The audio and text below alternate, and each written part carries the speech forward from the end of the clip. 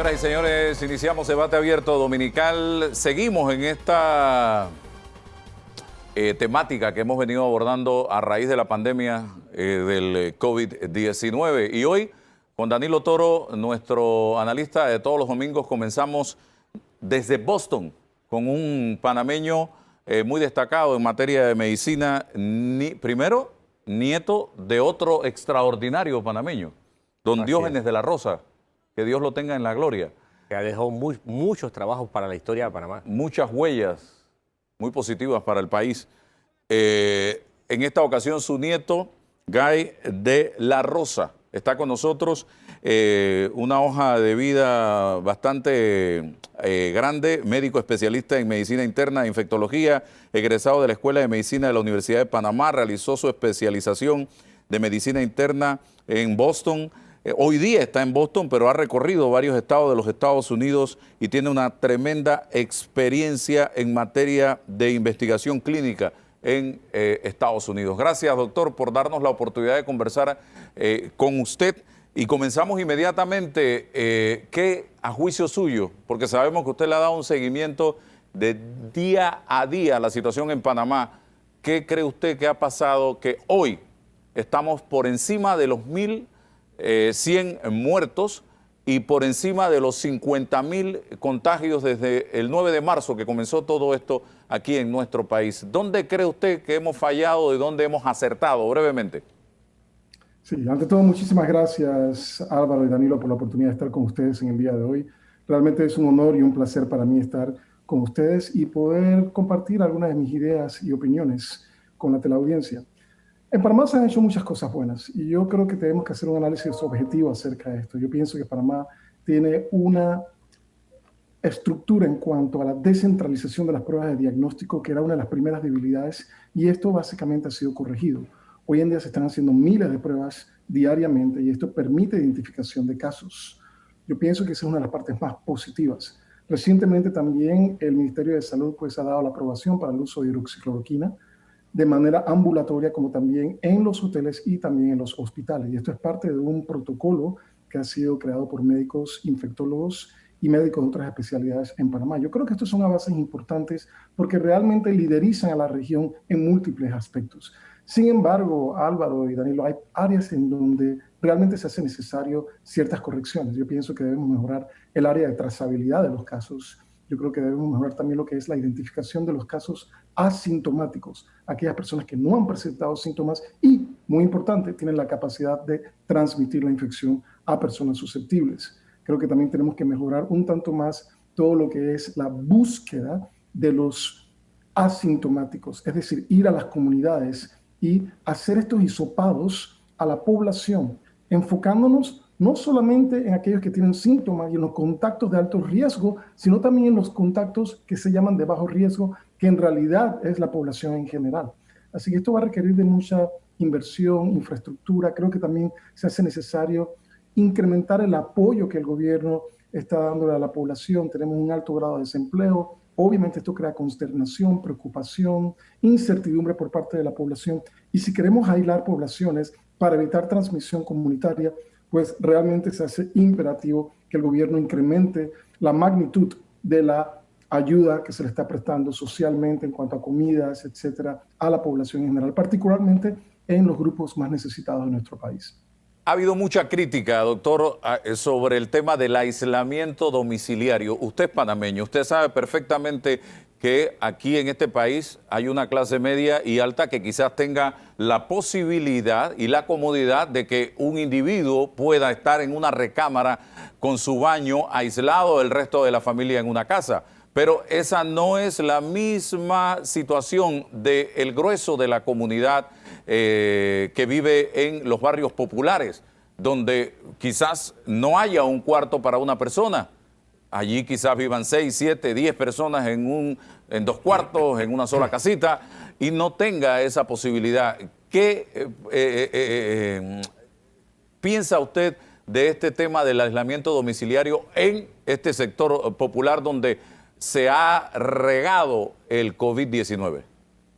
Efectivamente, Álvaro, esto del aislamiento de los casos positivos por el SARS-CoV-2 en comunidades pobres, en comunidades de escasos recursos, realmente es un concepto utópico.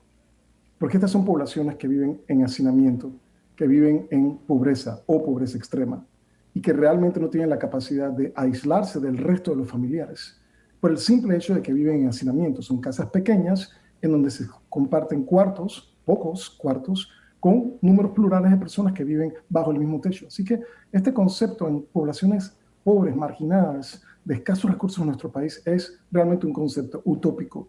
¿Qué debemos hacer? Ese es el problema. Ahora, no solamente tenemos que identificar el problema, sino también colocar la solución.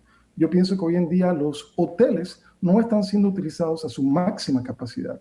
Aquí lo que hay que hacer es una mejor trazabilidad de los casos, identificación de los casos y aislarlos. Y en aquellos casos en donde obviamente por razones socioeconómicas no se puede aislar a la persona adecuadamente por el problema del hacinamiento, este es el tipo de personas que tienen que hacer uso del recurso de los hoteles que hoy en día tenemos en Panamá. Así que esa sería la solución.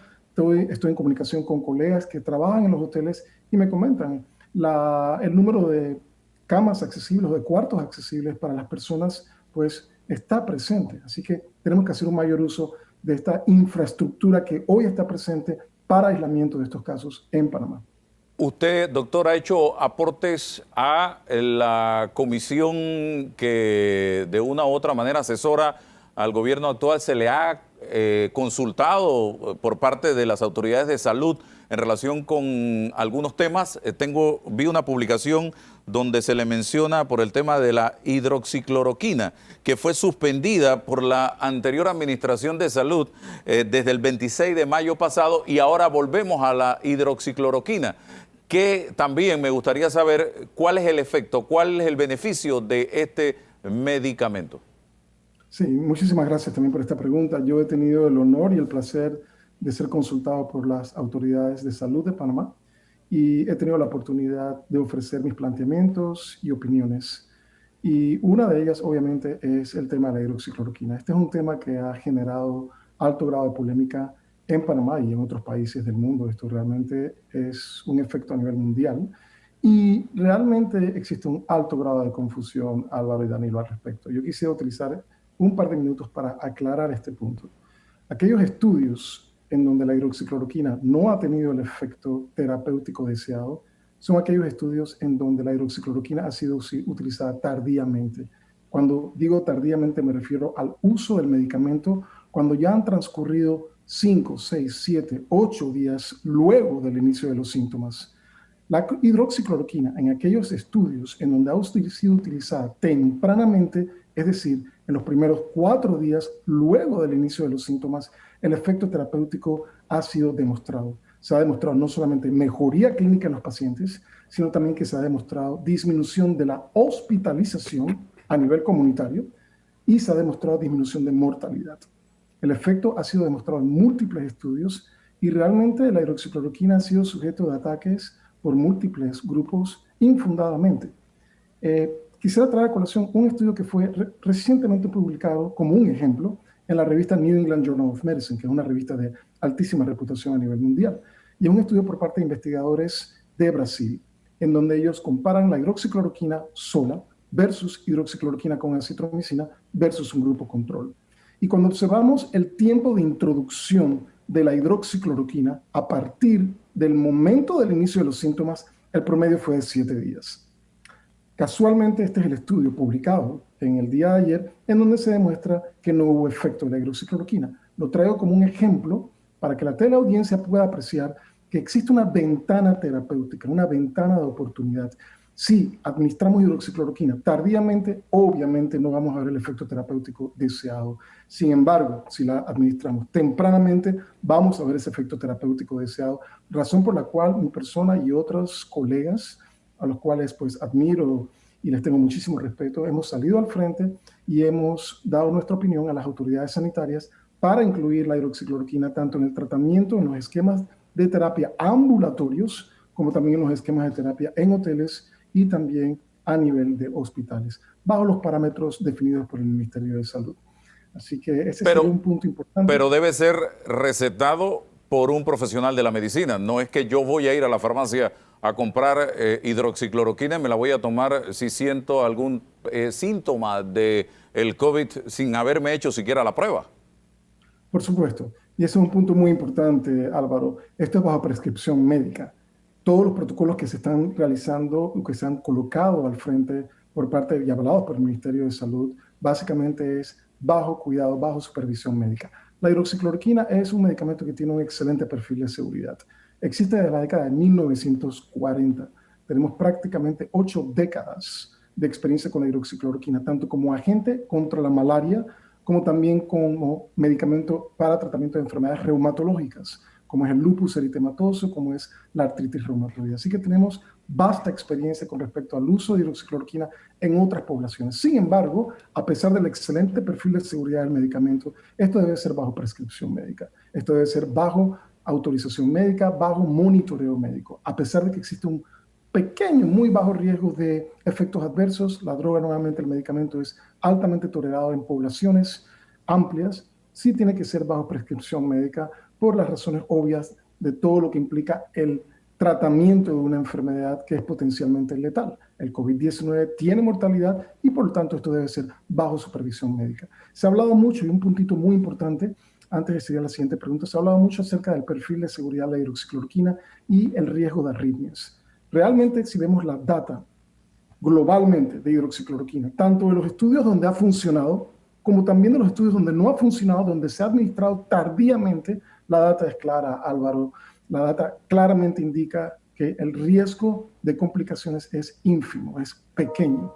Y existe publicación tras publicación tras publicación al respecto. Sin embargo, ciertos grupos pues deciden utilizar un argumento contrario que no está basado en información científica, que no está basado en evidencia científica.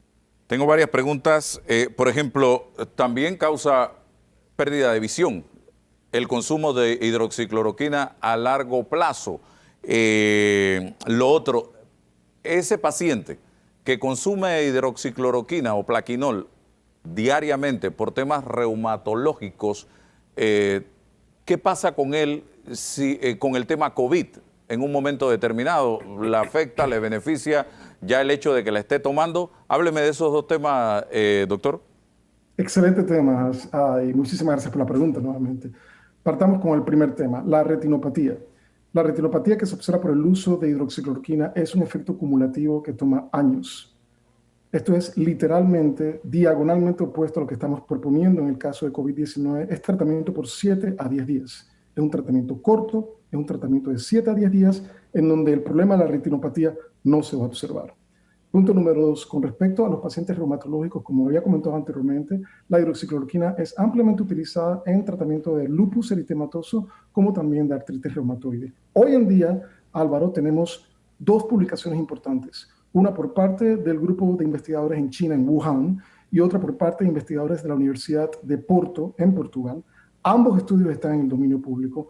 Todas las personas pueden accesar esta información y si alguna persona quiere las referencias específicas, por supuesto que yo te las pudiese facilitar para que de esta manera tú pudieses tener la oportunidad de diseminarla a cualquier teleaudiente que quiera accesar la información. Y la información es unánime en este caso. Ambos estudios demuestran que aquellas personas que estaban recibiendo hidroxicloroquina para manejo de su enfermedad reumatológica fueron protegidas relativa a aquellas personas que estaban recibiendo otras terapias que no fuesen a base de hidroxicloroquina. Es decir, la hidroxicloroquina tuvo un papel protector en cuanto a profilaxis contra el SARS-CoV-2. Y nuevamente son estudios que vienen de países diferentes, poblaciones diferentes, uno es de China, el otro es de Portugal, y ambos estudios en población con pacientes con enfermedades reumatológicas de base apuntan exactamente al mismo resultado. Efecto protector de hidroxicloroquina en estos pacientes contra el SARS-CoV-2. Doctor, el tipaje, el tipo de sangre, ¿tiene algo que ver con el COVID? Por ahí circularon informaciones relacionadas con el O positivo versus los otros tipos de sangre. ¿Qué se ha logrado investigar al respecto? Sí, la primera observación fue por parte de los investigadores de China, en donde ellos identificaron el grupo sanguíneo O como protector y el grupo sanguíneo A como un factor de riesgo para COVID y para severidad de COVID. Esto prosiguió, pues, como un estudio y realmente otros investigadores han sido capaces de generar otras datas, otros estudios, otros resultados. Y me refiero en particular al estudio que fue recientemente publicado en el New England Journal of Medicine. Este es un estudio por parte de investigadores de España y por parte de investigadores de Italia, en donde ellos demostraron por medio de lo que se llama un análisis de genoma completo. Y ellos lo que hicieron fue secuenciar el genoma e identificar partes del gen humano que estuviesen correlacionados con riesgo de adquisición de la infección de COVID-19 y riesgo para severidad. En conclusión, ¿qué encontraron los investigadores europeos? Encontraron exactamente lo mismo que los investigadores de Wuhan, de China. El grupo O es protector, el grupo A es factor de riesgo. Sin embargo, Álvaro, recientemente ha salido otra publicación. Recordemos, la primera es por parte del grupo de Wuhan en China, la segunda es por parte de investigadores en España e Italia, publicada en el New England Journal of Medicine, y la tercera publicación de relevancia fue publicada en la revista Annals of Hematology, Anales de Hematología. Y esta es una publicación que salió hace aproximadamente una semana y media. ¿Y qué demuestran estos investigadores? Que el grupo sanguíneo O es protector. Eso es un común denominador a todos los estudios. Sin embargo, la diferencia fue con respecto al grupo de riesgo. Ellos encontraron que el grupo sanguíneo de riesgo es el grupo B y el grupo AB, en donde básicamente vemos una diferencia con respecto al estudio de Wuhan, con respecto al estudio europeo, en donde el grupo A era el factor de riesgo. Doctor, los médicos generales, que hay muchos en Panamá, he tenido la oportunidad de conversar con algunos y me dicen que existe la necesidad en este momento de desarrollar un protocolo que los ponga a ellos en la primera línea de fuego para tratar de trabajar con ellos en el tema de el tratamiento inmediato al paciente que es diagnosticado antes de que llegue a sala o que se agrave. ¿Cuál sería el rol de ellos en un momento determinado, usted como infectólogo? Sí, yo soy un pleno convencido de que en Panamá tenemos de los mejores médicos que podemos encontrar en el mundo. Tenemos médicos preparados, muchos de ellos son graduados de la Facultad de Medicina de la Universidad de Panamá, un excelente centro académico. Así que desde el punto de vista de preparación tenemos excelentes médicos generales, excelentes médicos familiares, excelentes médicos internistas y de las demás especialidades.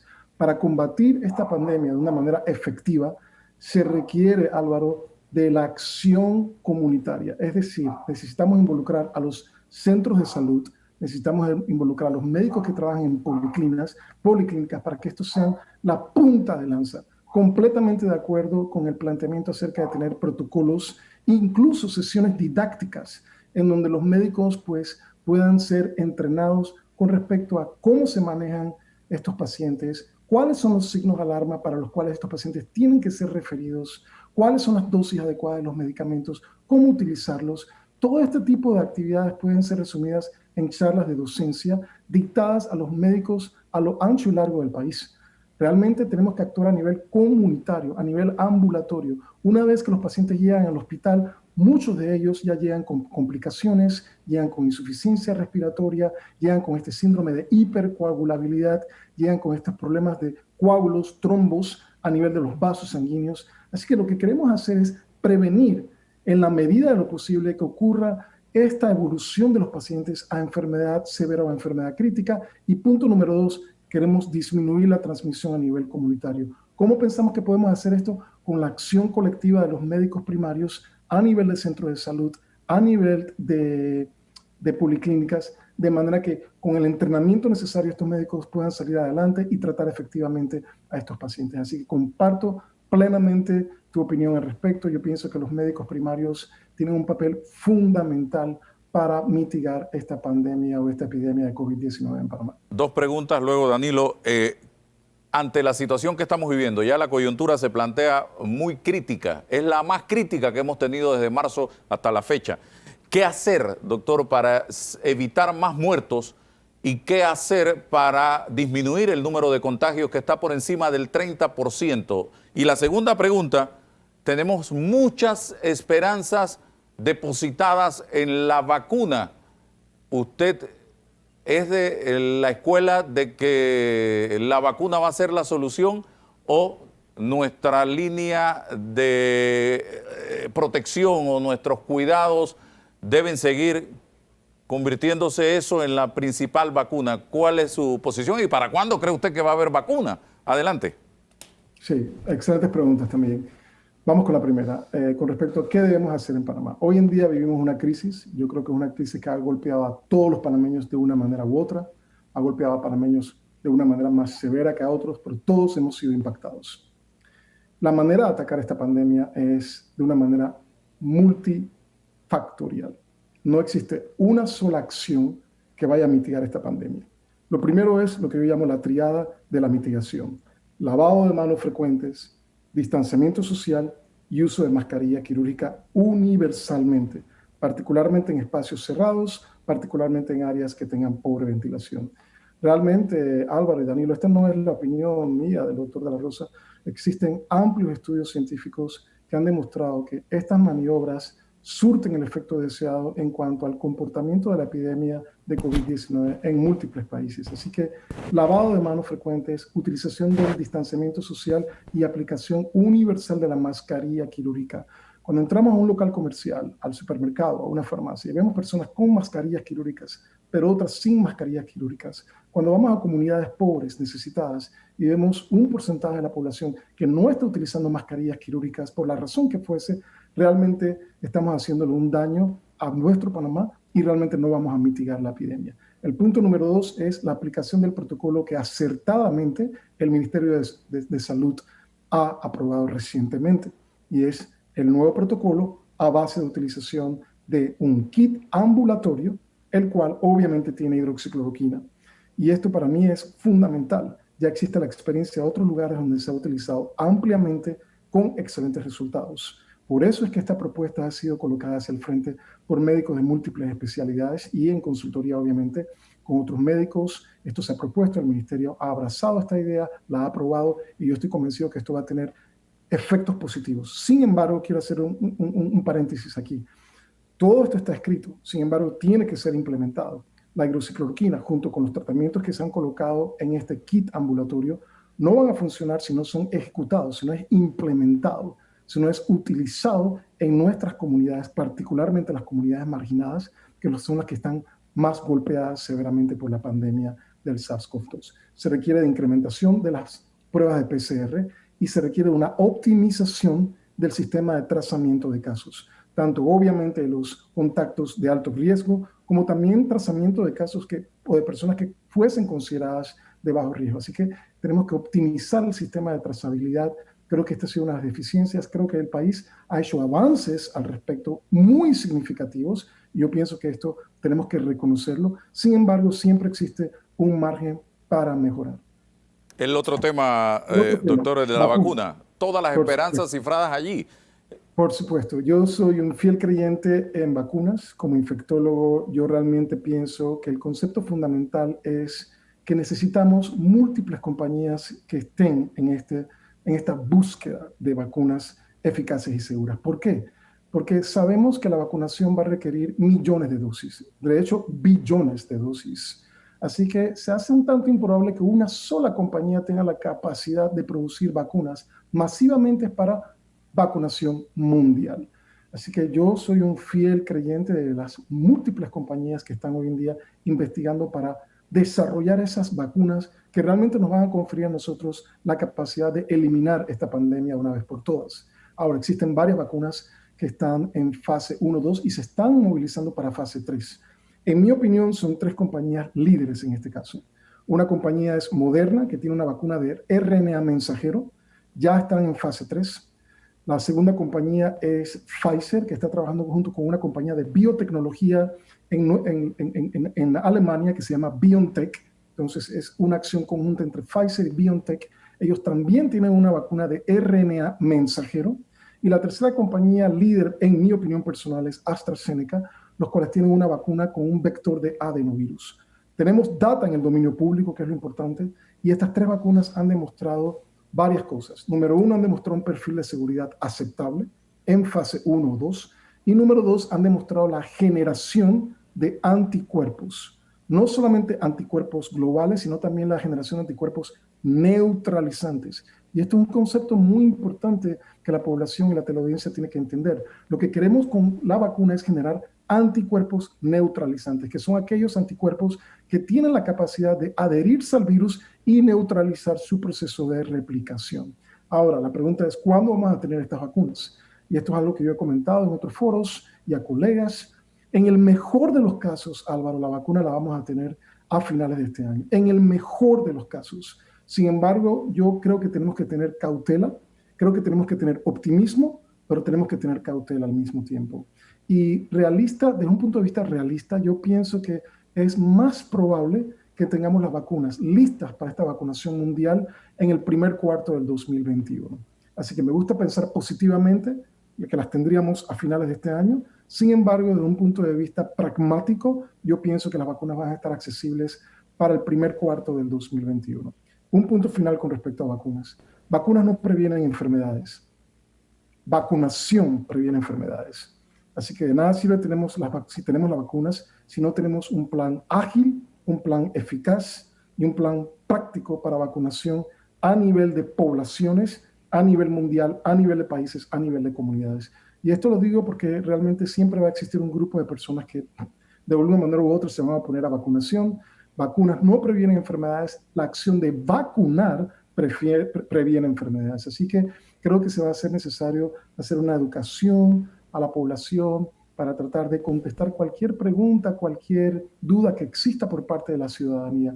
Un punto final, las vacunas van a tener perfiles de seguridad distintos. Yo me atrevería a apostar que no solamente el perfil de seguridad va a ser distinto, sino también el perfil de eficacia de la vacuna va a ser distinta. En pocas palabras, Álvaro y Danilo, las vacunas van a tener diferencias en cuanto a su efectividad en los estudios clínicos. Así que a medida que la data de fase 3 vaya siendo generada, yo creo que se hace absolutamente imperativo, particularmente por las autoridades de salud, de determinar cuál es la vacuna que más eficacia provee y con mejor perfil de seguridad. E idealmente esta es la vacuna que queremos aplicar a nivel de todas las poblaciones, porque nuevamente espero que van a existir diferencias en cuanto a eficacia, en cuanto a perfil de seguridad. Danilo. Qué bien, doctor, que señaló usted esta explicación, ¿no? Que las vacunas no previenen enfermedades, es la vacunación lo que determina el estado de salud. Y se lo digo porque hay mucha gente, como usted bien dijo, que no se vacuna. Pero hay otra gente que aunque se vacune, por ejemplo, no lo hace correctamente, porque hay vacunas que necesitan varias dosis. Y, por ejemplo, toman una dosis de la vacuna y no vuelven a tomar las otras dosis y la hacen en momentos no recomendados. Entonces, todos estos aspectos todavía no lo sabemos con respecto a las vacunas que usted ha mencionado, si son de una dosis única, si van a ser de dosis espaciadas a lo largo de la vida. Yo entiendo, por ejemplo, para el caso de la influenza, hay que ponerse la vacuna todos los años aquí en Panamá. Es decir, hay vacunas de múltiples usos. Así que esto todavía está pendiente por ver y sería bueno que en algún momento usted aclarara algunas cositas sobre eso. El otro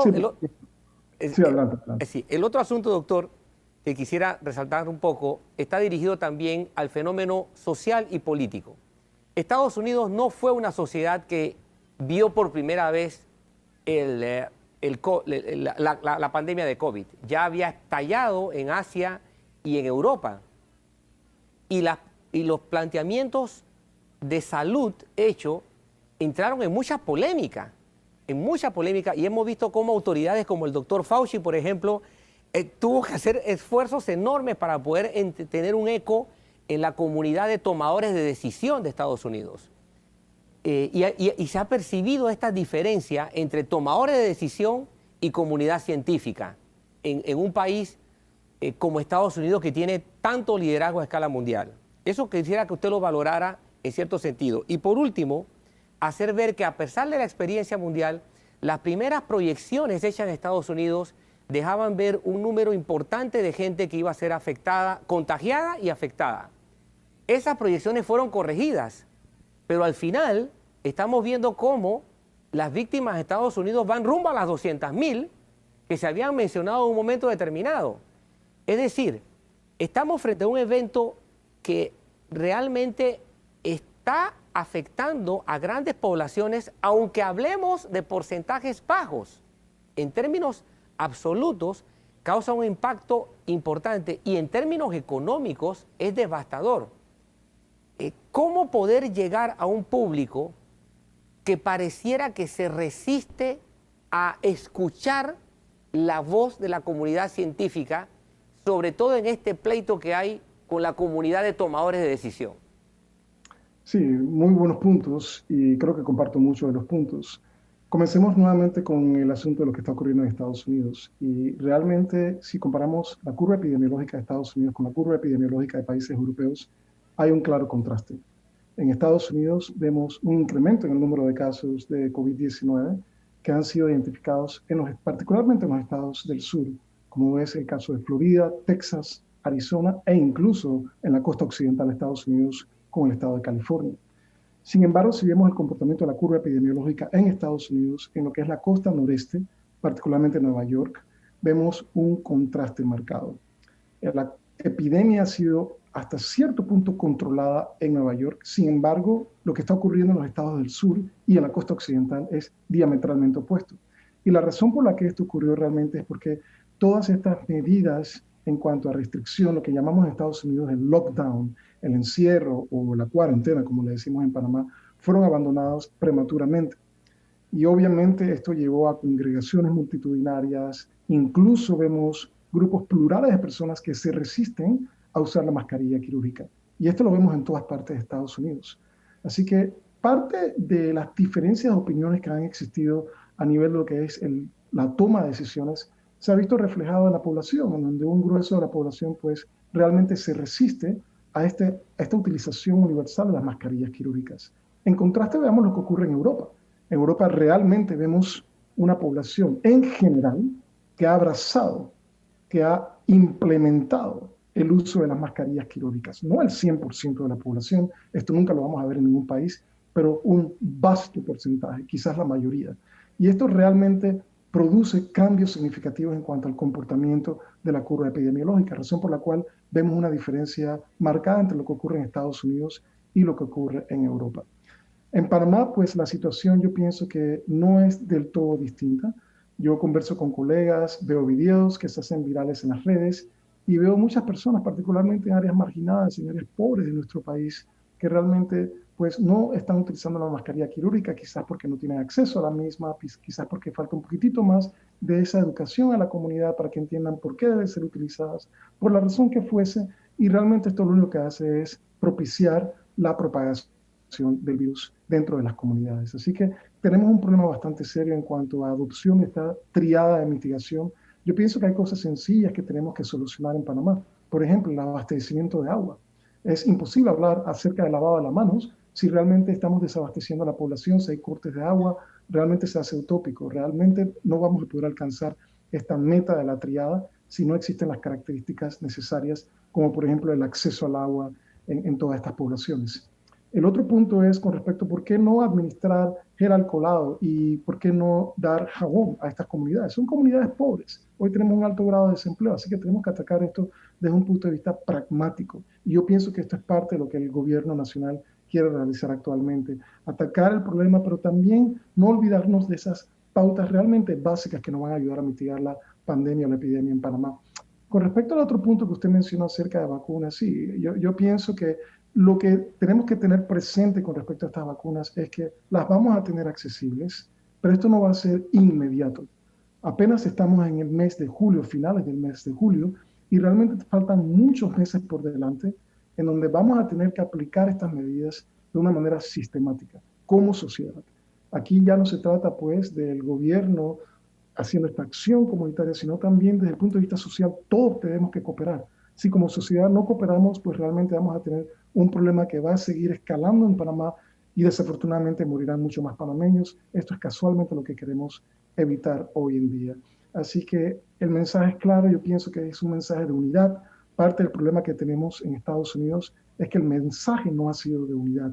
Ha habido una discordia, la cual básicamente ha ido en un patrón increciendo posterior al diagnóstico del primer caso de SARS-CoV-2 en Estados Unidos. Y esta disyuntiva, pues, dificulta que se puedan realizar las acciones necesarias para de esta manera mitigar la epidemia en Estados Unidos. Lo que sí me queda claro es que yo pienso que a pesar de todos los problemas que tenemos hoy, yo soy un convencido que esta epidemia y esta pandemia la vamos a conquistar. Yo realmente soy un convencido, nada me hace pensar lo contrario. Yo pienso que eventualmente, con la presencia de vacunas eficaces, vamos a estar en capacidad de mitigar y de eliminar esta pandemia. Un punto más con respecto a vacunas, que creo que era una de sus preguntas, la eficacia de las vacunas y el hecho que tienen que ser colocadas algunas de ellas anualmente, como es el caso de la influenza. El perfil de las vacunas es distinto. Hay vacunas que nos colocamos en un principio durante nuestra infancia y no requerimos de una vacunación adicional, sino quizás muchos años posteriores. Existen vacunas que solamente las colocamos una vez. Existen vacunas como la influenza que tenemos que colocarla todos los años. Y las razones por las que esto ocurre es distinto. La FDA hoy en día tiene un documento de guía para que las compañías farmacéuticas tengan una base en cuanto a qué es lo que espera la FDA para conferir aprobación a vacunas. Y la mínima eficacia que la FDA está requiriendo es 60%. Es decir, no se requiere una vacuna del 100%, del 90% para recibir aprobación por parte de la FDA. Con el simple hecho de que la vacuna tenga un 60% al menos de efectividad, esto es suficiente para que la FDA la apruebe. ¿Qué significa esto desde el punto de vista práctico? Esto significa que las vacunas no necesariamente van a tener esa eficacia por arriba del 90%. De hecho, las vacunas en virus respiratorios fallan casualmente porque es difícil de generar una respuesta protectora inmune. Y es el caso de la influenza. La influenza no es una vacuna con una eficacia al 100%, ni siquiera del 90%. Sin embargo, es ampliamente utilizada por todos los países, incluyendo Panamá.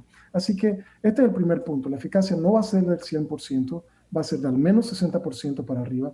Y segundo, existe la posibilidad de que se requieran más de una dosis. Pero esto va a depender mucho acerca del comportamiento del virus en meses subsiguientes posterior a la vacunación de las poblaciones y va a depender también mucho acerca de la capacidad del virus de establecer endemicidad. Y este es un punto que se está debatiendo a nivel científico hoy en día. ¿Es este SARS-CoV-2 lo suficientemente adaptable para establecer endemicidad a nivel de comunidades mundiales? Y es una pregunta que hoy no tenemos respuesta, pero vamos a tener la respuesta eventualmente. Gracias,